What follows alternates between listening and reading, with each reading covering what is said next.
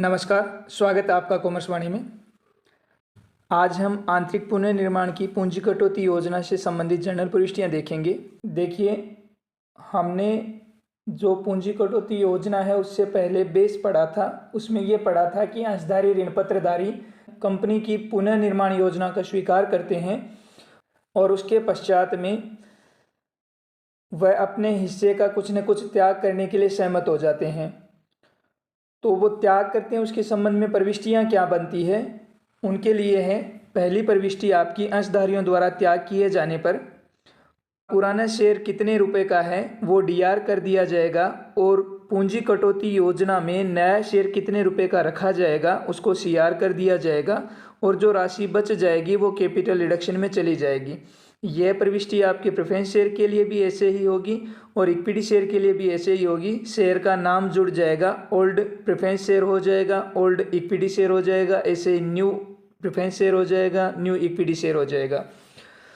इसके बाद में हम ऋण पत्रधारियों द्वारा विकल्प स्वीकार करने के संबंध में भी प्रविष्टि देखते हैं। तो ऋण पत्रधारी जितने भी हैं उनको डेबिट कर दिया जाएगा। अगर उनका कोई इंटरेस्ट भी है तो इस खाते में डेबिट करते हुए उसके बदले में हम उन्हें क्या दे रहे हैं, न्यू डिबेंचर दे रहे हैं तो टू न्यू डिबेंचर हो जाएगा। अगर उनको न्यू शेयर कैपिटल दी जा रही है तो न्यू शेयर कैपिटल आ जाएगी। शेयर कैपिटल में प्रेफरेंस और इक्विटी दोनों इंक्लूड है। अगर उनको कैश दिया जा रहा है तो कैश आ जाएगा।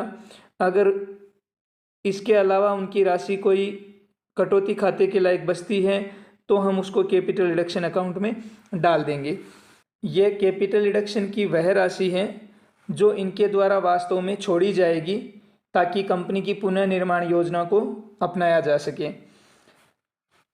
उसके बाद में लेनदारों द्वारा विकल्प स्वीकार करने पर जो बैलेंस शीट में आपको क्रेडिटर्स दिए गए हैं उनमें से जितने लोगों ने विकल्प स्वीकार किया है उनके संबंध में यह प्रविष्टि होगी।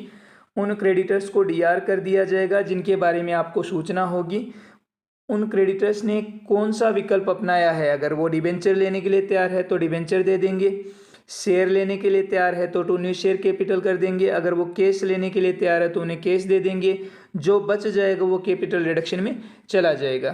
कहने का मतलब क्रेडिटर्स की तरफ से कुछ त्याग किया जाएगा तो वो कैपिटल रिडक्शन में जाएगा। यहाँ त्याग की राशि आएगी।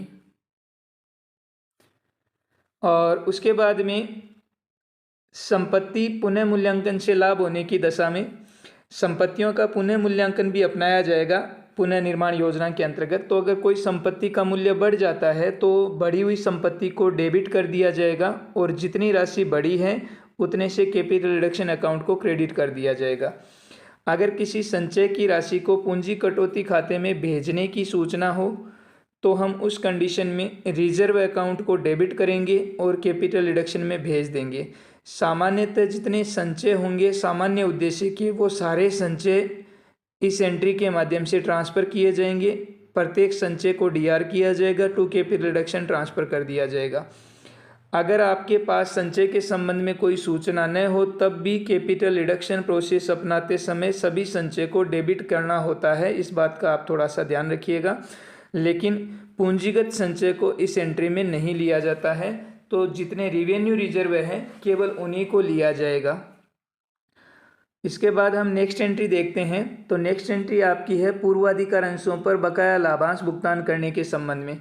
आपको सूचना होगी कि पूर्वाधिकार अंशों पर इतना लाभांश बकाया चल रहा है जिसको पुनर्निर्माण योजना में या तो रद्द कर दिया जाना है या उनका भुगतान किया जाना है। रद्द करने की सूचना हो तो कोई प्रविष्टि नहीं होगी, लेकिन भुगतान करने की सूचना हो तो हम उसके लिए पूंजी कटौती खाते से पहले राशि अरेंज करेंगे और उसके बाद में उस लाभांश का भुगतान करेंगे। तो पहले तो हम लाभांश की राशि अरेंज करने के संबंध में एंट्री कर रहे हैं capital reduction account DR to preference share dividend account, और उसके बाद लाभांश भुगतान करने के संबंध में ऊपर जो खाता हमने यहाँ पर क्रेडिट किया है उस खाते को यहाँ डेबिट कर देंगे क्योंकि उसका भुगतान करना है। और भुगतान में हम उन्हें क्या दे रहे हैं, अगर नए शेयर दे रहे हैं तो टू न्यू शेयर कैपिटल हो जाएगा, अगर उन्हें डिबेंचर दे रहे हैं तो टू न्यू डिबेंचर हो जाएगा। इसके बाद में जो आपके पास कैपिटल रिडक्शन अकाउंट की क्रेडिट एंट्रीज में राशि जमा हो जाएगी उस जमा राशि का उपयोग आपकी हानियों को अपलिखित करने के लिए किया जाएगा। या यूँ मान लीजिए कि जिस उद्देश्य के लिए आप आंतरिक पुनर्निर्माण कर रहे हैं उस उद्देश्य को पूर्ण किया जाएगा इस एंट्री के माध्यम से।